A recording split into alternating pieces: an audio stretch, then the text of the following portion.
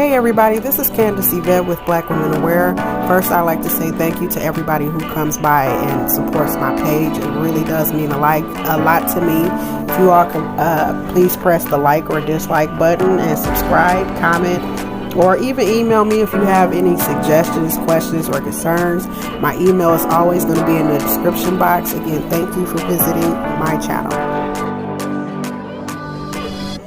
Hey guys, it's Candace Yvette with Black Women Aware. So I had to jump in real quick and give this message. First, I'd like to say thank you. Thank you for visiting my page. Thank you for showing support and being concerned about the injustices that Black women and children face every day in the United States. I really do appreciate your support. You don't know how much that means to me, especially because I myself am a Black woman. I'd also like to put this quick disclaimer out there. Do not come to my page victim shaming or blaming. You will be immediately blocked for that. I do not tolerate it. There is no need for it. And I'm pretty sure you knew what you were saying in the comment before you posted it. So be respectful. Many of the victims, their families come back and they visit this page. I am their advocate. This is their safe space. No disrespect will be tolerated. You all have a good day. I'm going to let you go back into the commentary. Every 5.5 hours in the United States of America, a Black woman or child is murdered. Stop killing Black women. Stop killing Black children. Wait, hold up. Now, before we get started in today's topic, I wanted to share one last but important and exciting thing with y'all. So I have been communicating with the ladies over at Black Femicide US, and this year's 2022 Black Women's March is going to be held in August. It's going to be held precisely August 27th, 2022. That's a Saturday, y'all, from 9 a.m. to 1 p.m. We're going to be marching around the city. Yes, you heard me correctly. I said we're, because Candace Yvette is going to be in attendance, and I am honored to be there. I feel privileged to be there. There's going to be raffles. There's going to be food. There's going to be guest speakers. So if you can, please come out and join us. If you can't join us physically, support us virtually. Share and like this video. Share it with all your friends, or if you can't share the video, go over to Black Femicide's Instagram or their Facebook page, find this flyer and share it. I'm going to read their statement before I go into today's topic. It's one that, even though they wrote, I agree with it as well. So it says, we're going to be marching for the liberation of Black women and girls. We march to bring awareness to the issues that Black women and girls face uniquely and disproportionately. We march to honor Black women and girls and to discuss our plan of action on our future in this country that directly ties to our liberation. Beautiful statement. So I hope you guys can come out and join us. Again, the date is August 27th of 2022. The place is Washington, D.C. We're going to be meeting at the Washington Monument, okay? Washington Monument. So if you can be there, be there. If you need more information, just email me or send Black Femicide US a DM. All right, now it's time to go into our topic. Hey, what's up, y'all? This is Candace Yvette, and I am back with another video. This one is coming to us out of Houston, Texas. And y'all, I actually struggle. Like, usually I read the article through in the video. Like, usually when you guys come on my channel and you're listening to me talk about these cases, that is actually the first time I'm actually reading most of these articles. Some of them I obviously have to research on, but usually when I come on the video for the initial time and you're hearing the story for the initial time, or hearing me talk about it for the first time, that is when I read the article. I don't pre-read these articles. Now this one I had to kind of go over it before getting in the video and talking about it, because y'all, I just start cussing like a blue sailor. I was mad. I had to calm myself down, because I had to realize that when people come to my channel, they don't want to hear me yelling and cursing in my videos. Now sometimes when you slip up and you curse, or when I slip up and curse, I'm going to give myself grace on that, because I'm a cusser, you know.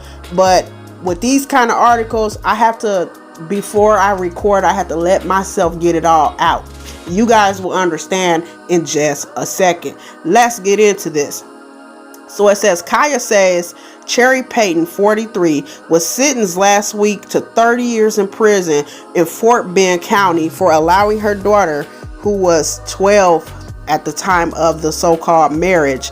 She allowed her daughter to marry somebody 34 years older.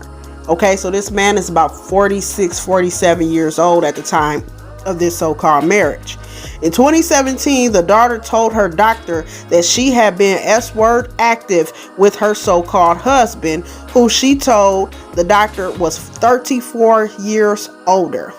Okay, 34 years older, and this is a child. This is somebody who's just entering puberty.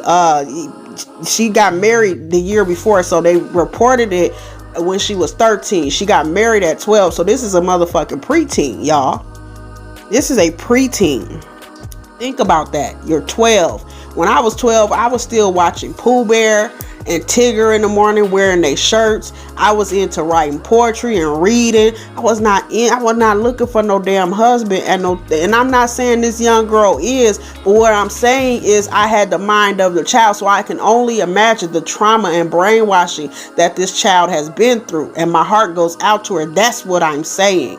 You know what I'm saying? But anyways, let me keep going. So it says Payton, her mother, allegedly said her daughter was married and had consented. How the fuck can a child in the USA consent to anything? They cannot consent to this type of stuff. Okay? And had consented to the marriage due to it being part of their so-called religious beliefs. Kaya learned that her daughter, I don't know why it says Kaya, and you know, in other articles, in most of the articles, it's reporting that the mother's name is Cherry. So I'm just gonna say Cherry. Cherry learned that her daughter was married and knew she was married for about a year before she told the doctor what was going on.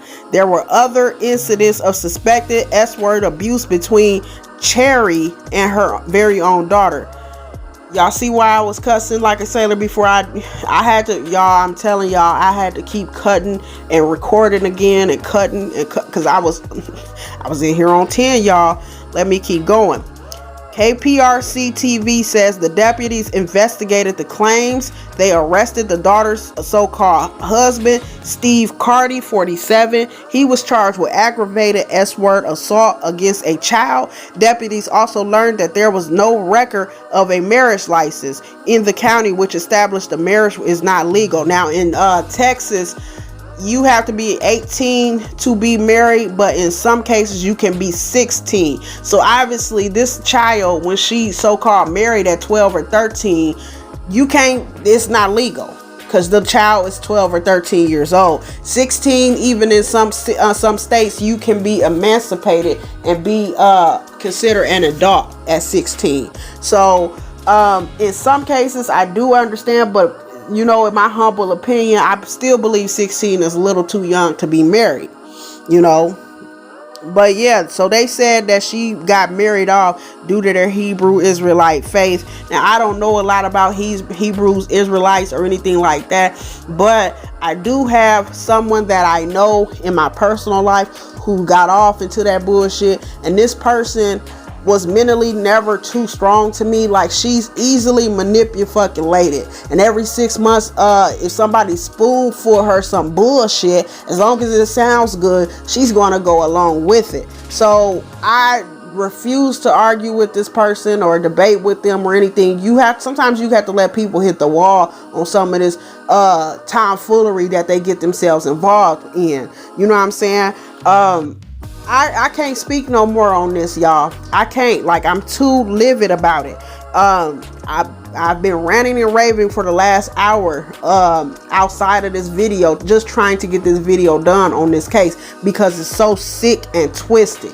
You know what I'm saying? It's so sick and motherfucking twisted. And us as black people, I feel like we are so unaware of the sickness and the demons running rampant in our own community that we quick to point out other communities and say, hey, in that community, y'all, you know, the brother and sister are sleeping together. But we don't realize that when these stories are uncovered, when we pull back that big ass rug with all them skeletons and stories of molestation and everything under it, we don't have no motherfucking room to talk about no motherfucking body.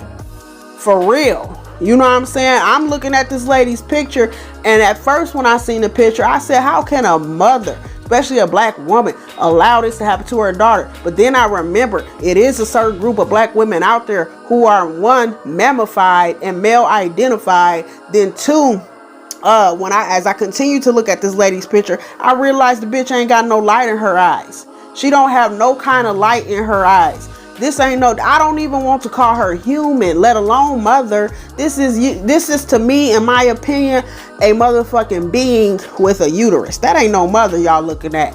Anyways, y'all get in the comment section below. Let me know what you think about this case.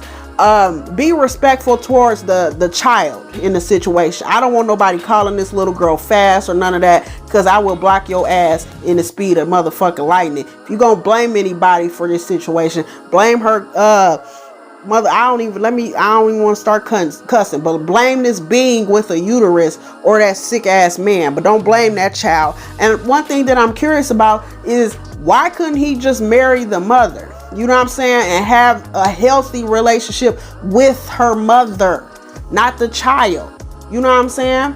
But, and the mother, for her, you know, not to question, like, but you know, it did say in the article, she was S-word abusing the child herself. But, you know, why would you get involved with somebody like that? That's what I was gonna ask, until I realized the mother also has been S-word abusing this child. So this child was just living around two demons who probably brainwashed her into some bullshit and had her thinking her own abuse against herself was okay. Y'all, we gotta wake up. We gotta do better. That's all I got to say about it. I have to get off of this creepy ass video. This is Candace Yvette. I'm signing the fuck off. You all please be alert, be safe, and be aware.